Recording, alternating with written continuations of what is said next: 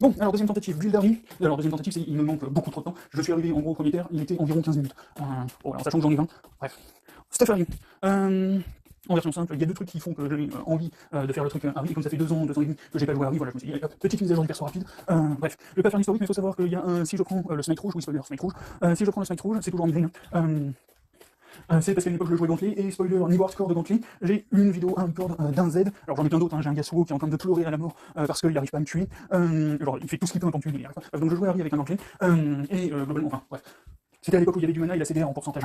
La bonne vieille époque, bref, en gros, voilà, je l'ai joué avec ça. Et globalement, voilà, je peux te forcer à flash on CD. T'as ton flash en stock, tu t'avances, tu commences à te faire CC lock. Voilà. À titre d'info, le Q revient toutes les environ 3 secondes, le Z revient toutes les environ 3 secondes, t'alternes les deux à 1,5 secondes, tu perds ma proc et ton petit proc le Gauntlet, et le mec va rien faire. En gros, le mec va se faire shred en trou damage, et toi tu vas voir la mobilité de ton Z par-dessus. Et du coup, bon, bah, voilà, c'est impossible à. Tu peux pas, voilà. Une fois que t'es pris dans le truc, et là on parle pas du on parle pas du qui vient de c'est voilà, c'est bref. Donc, le build, Smite, Exhaust, Lucidité, Séraphin, Riftmaker, Red Smite, Shadow Flame, Pouf Pouf, Grievous et Rabadon. En termes de runes, c'est Dark Harvest, le heal parce que les deux autres ça sert à rien, le Red Trinket pour ne pas être obligé de prendre le Red Trinket, la mobilité hors combat, le conditioning pour la double raise, et le Heal and Shield Power pour le passif, le Séraphin, bref bon voilà c'est pour le Séraphin, le Riftmaker, bref bon voilà c'est pour absolument tout. On va dire ça comme ça, pour tout. Et des lasers, enfin pour booster le support si jamais il y a un enchanteur, bref bon voilà. Alors, explication de Harry. Harry est un perso qui est extrêmement sympa mais qui est très mal compris. En gros, son Q lui donne beaucoup de wave clear, son Z lui donne le contrôle du last hit, lui donne un last hit gratos. Le E lui permet de cesser un adversaire, de forcer un déplacement adverse, équivalent d'un pseudo-grave de trash, on va dire ça comme ça. Pouf pouf, et son ulti lui donne des équivalents flash à reset, une fois toutes les 1 minute, peut-être un peu moins, on va dire ça comme ça. Bref. En gros, les persos considèrent, alors de tout ça, son Q n'est pas suffisant pour lui permettre de taper beaucoup de monde en même temps, et donc du coup le perso est conçu pour défoncer une cible à la fois. C'est-à-dire que tu vas défoncer une cible, appuyer sur R, défoncer la cible suivante, réappuyer sur R, défoncer la cible qui vient après, réappuyer sur R. Le tout, maintenant qu'il y a des resets, avec une possibilité de te replacer une fois à chaque fois. Bref, mais globalement tu vas prendre des exécutes. Donc, globalement les gens pensent que c'est un assassin, parce qu'elle a une capacité à faire quand même pas mal de dégâts, surtout avec ses trous damage. Et elle burst entre guillemets plutôt bien. Elle burst plus. Depuis qu'il n'y a plus le pourcentage de dégâts sur son E, elle ne burst plus.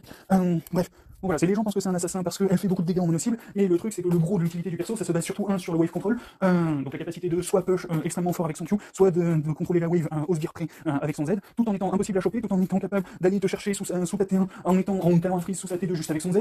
Bref voilà. Et derrière ça, il y a son ulti qui la rend impossible à toucher. Donc du coup en gros le perso est surtout un très bon contrôleur. Contrôleur de map, son Z lui permet de roam en permanence, surtout s'il y a des sbires, surtout s'il y a la jungle adverse pour reset le Z. En gros, voilà, le perso est là pour aspirer la map. Tu vas contrôler la map, tu vas attendre, tu vas setup un freeze ou setup un bounce, bref, bon, voilà, tu peux faire très exactement ce que tu veux sur la map, et derrière ça, quand tu vas arriver en teamfight, techniquement, tu arrives un peu par derrière, en gros, tu arrives par le side, en diagonale, sur la ligne, tu vas choper le carry adverse qui est derrière sa frontline par rapport à l'équipe adverse, et globalement, voilà, tu vas lui péter la bouche, bref. Mais c'est pas un assassin, c'est un contrôleur. Si jamais tu dois la jouer en frontline, c'est-à-dire avec la frontline adverse entre Harry et les carry adverses, le truc que tu vas devoir faire, c'est que tu vas devoir contrôler, et elle est excellente sur ça, avec ses trous damage. D'ailleurs, les trous damage lui permettent de ne pas avoir besoin d'acheter de la pénétration, étant donné que l'objectif de la pénétration, c'est de se rapprocher le plus possible des trous damage. Et comme elle a déjà les trous damage, elle a déjà le niveau maximum de pénétration. Donc elle n'a pas besoin de perdre des golds dans ses stats. Ce qui l'intéresse le plus, c'est d'augmenter ses dégâts en pourcentage qui vont booster ses trous damage. Alors, la plupart des augmentés, bon, pas en rune, bref, en gros, avec le Riftmaker et avec le déguisement, en gros, elle augmente quand même ses trous damage. Avec le Shadow Flame, elle augmente ses trous damage. Bref.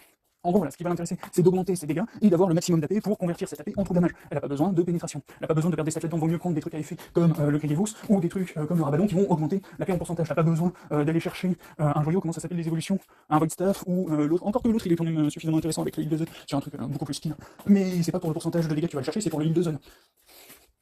Et là, c'est dégâts. Bref. Et il a encore perdu trop de temps. Ouais, bon, voilà. Du coup, le perso est, voilà, globalement. Ah oui, le perso a en gros un temps faible, c'est l'Ori. En gros, il lui faut quelques points dans ses sorts pour pouvoir commencer à se stacker un peu. Il lui faut de la paix en suffisamment grande quantité dans son stuff pour pouvoir commencer à jouer avec son ratio en trou damage. Il lui faut un peu de CDR pour accélérer le truc. Et il lui faut beaucoup de mana pour pouvoir gérer tout ça. Donc du coup, jusqu'à ce qu'elle obtienne tout ça, les 2-3 points dans le Q et Z et toutes les stats qui vont autour, jusqu'à ce qu'elle obtienne tout ça, le perso est un peu à la ramasse. Surtout quand tu le compares avec des persos comme ne serait-ce que Kuyana, même si Kuyana c'est victime, mais en comparaison d'un truc comme Kuyana qui peut jouer extrêmement rapidement, ou à peu près n'importe quel, un truc comme Mel, un truc comme Wei par exemple. Bref, si tu compares Harry à des persos un petit peu plus récents, qui peuvent être vaguement dans la même catégorie qu'elle, bon ben voilà. Genre littéralement, voilà, ça se fait victime. Bref, alors c'est pas vraiment victime, encore une fois, tant qu'elle joue autour de sa wave, elle se fait pas victime. Donc, du coup, voilà, ce qu'il faut au perso, c'est attendre. Donc, encore une fois, t'as besoin de beaucoup de mana, ça tombe bien, il y a un item à 400 gold qui te refile 600 de mana, 600, oui, il me semble que c'est 600, qui te refile 600 mana, tu prends la tire. Ensuite, derrière ça, t'as besoin de pouvoir te déplacer un petit peu pour être sûr de pas te faire crever, tu prends les bottes. Ensuite, derrière ça, t'as besoin de HP, un peu d'AP, commencer à jouer avec les pourcentages de dégâts pour, voilà, parce que tu commences à avoir de l'AP, tu prends le déguisement. Derrière ça, tu reprends les lucidités pour avoir plus de déplacement, pour récupérer la CDR en même temps, et pouvoir jouer autour de tes summoners. Une fois que t'as les lucidités, globalement, c'est là où tu peux commencer à peu près à jouer. Donc, c'est le moment où tu commences à acheter des pings. Alors, au début, tu peux commencer par acheter une petite ping que tu vas poser à des endroits qui te permettent de voir venir le jungle, et globalement, c'est une à deux pings, grand maximum, entre le moment où, enfin, entre le début de la partie et le moment où tu achètes tes lucidités. Normalement, à ce niveau-là, tu es censé avoir à peu près atteint le niveau 9 qui te permet de prendre le Blue Trinket. Et maintenant que tu as les lucidités, un peu de HP, que tu n'es pas très loin de pouvoir choper de choper le conditioning qui va te donner la double raise. Bref, une fois que maintenant que tu as à peu près tout ce qu'il faut, c'est là où tu peux commencer à aller chasser le jungle. Et c'est là où est intéressant le Blue Trinket, parce que tu vas aller le chercher et là tu vas aller le forcer à faire des trucs. Bref.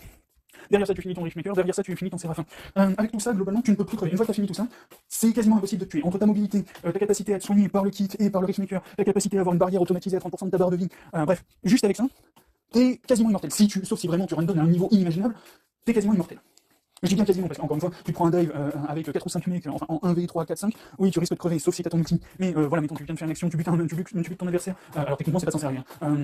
Avec le Blue Trinket, la capacité à contrôler la map, normalement c'est pas censé arriver. Mais bon, tu butes ton adversaire, il y a un A4 qui sont en train de te tomber sur le coin de la gueule, il te reste plus qu'un ulti pour pouvoir te barrer, bon globalement t'es plutôt dans la merde. Voilà, bref, mais si t'as pas proc le Séraphin, t'as peut-être moyen de t'en sortir, jusqu'à récupérer un reset ulti. Si t'arrives à choper un reset ulti, t'as gagné, tu t'en sors.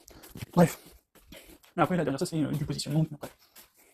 Donc, en gros, une fois que tu as ça, tu peux aller acheter sans aucune forme de problème le Red Smite. Là, tu vas commencer à le stacker. Alors, le Red Smite, c'est minimum 14 minutes pour les golds, et en vrai, techniquement, j'ai envie de dire environ 16 minutes parce que tu as une réduction d'XP. Alors, techniquement, si tu contrôles le jungle adverse, parce que tu es en train de prendre la totalité de sa jungle, que tu contrôles un laner adverse, tu t'en fous de perdre 21% d'XP sur ta lane, t'en as strictement rien à foutre. Bref, mais à partir de 16 minutes, c'est à 14%, et là, ça commence à vraiment ne plus être. Enfin, c'est plus trop un problème. Bref. Non, à 16 minutes, ça commence à être assez 14%, et donc du coup, c'est plus trop un problème, en sachant que ça arrive à 0 à 20 minutes. Bref, t'achètes le truc dès que tu le sens à peu près. En gros, dès que tu commences à prendre le contrôle du jungle adverse et que tu as le contrôle de ta lane ou d'un side, globalement, tu peux commencer à prendre le smite. Mais voilà, il faut en premier lieu sécuriser le fait que tu vas péter la gueule, que tu peux aller péter la gueule au jungle adverse n'importe où, à n'importe quel moment. Bref.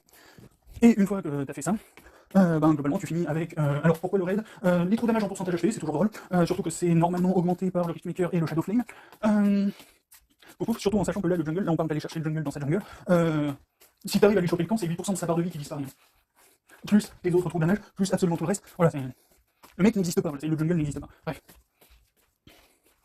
Et littéralement, en fait, voilà, c'est littéralement le Red Smite, ça te permet de jouer la jungle, de littéralement jouer la limite pour aller prendre le smite, enfin pour aller prendre un camp jusqu'à la dernière limite. Mettons, il y a la botlane, tu viens de tuer ton blainer, enfin tu viens de tuer ton vis-à-vis, t'as la botlane qui est en train d'arriver, t'es en train de faire les Krug ou le groupe, et avoir le Red Smite, ça te permet de jouer la limite parce que tu vas pouvoir balancer ton Q qui va ralentir les adversaires tout en ayant ton Z actif, et donc du coup tu vas créer une distance qui va rendre le truc impossible à choper. Surtout que derrière ça, si les mecs commencent à essayer de cramer leur mobilité pour se rapprocher, toi t'as toujours ton visou pour leur dire allez ta gueule, en sachant que si t'appuies sur Z et que tu cales le visou, t'as automatiquement le reset du Z qui arrive. Alors le CD du Z qui passe, enfin le Z qui passe en cooldown, c'est quasiment un reset, le truc il y a 3 secondes, c'est ferme ta gueule.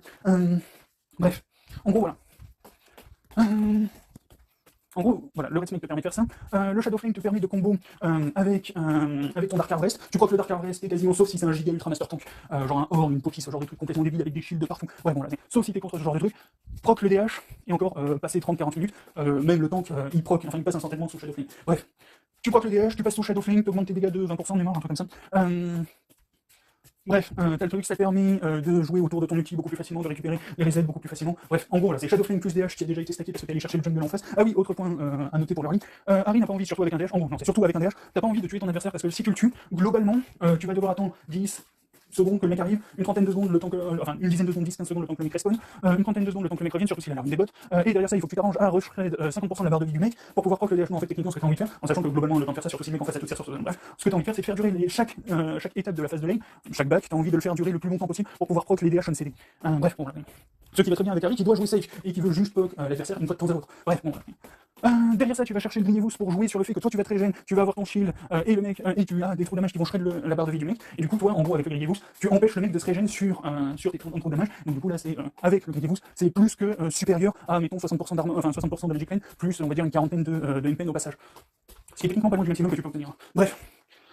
Et derrière ça, tu finis avec leur bâton pour récupérer un maximum d'AP. Et normalement, à partir de ce moment-là, les mecs ils rigolent plus trop. C'est les mecs en fait, que ce soit tank ou pas, ça va se faire arracher la gueule d'une violence inimaginable. Surtout que si t'as joué à peu près correctement, t'as pris le contrôle de la mid lane, enfin t'as pris le contrôle de ton vis-à-vis, t'as pris le contrôle de la jungle. Normalement, en prenant le contrôle de la jungle, t'as le contrôle des objectifs. En prenant le contrôle de la map à partir du mid-game, Tu prends la priorité, tu prends la priorité, c'est-à-dire que tu as facilement 3-4 tours de plus que les adversaires, avec les deux autres qui servent à rien, plus les avantages d'objectif, normalement tu peux commencer à aller jouer des resets, même sur un hyper carry à la Jinx, qui serait giga fed, genre en 10 quelque chose, tu vois, genre 10 pas grand chose, genre 10-3, tu vois, ce genre de truc, un 10-3, 8 assists, tu vois, ce genre de machin, fin de partie, full item, tu vas quand même pouvoir aller le défoncer.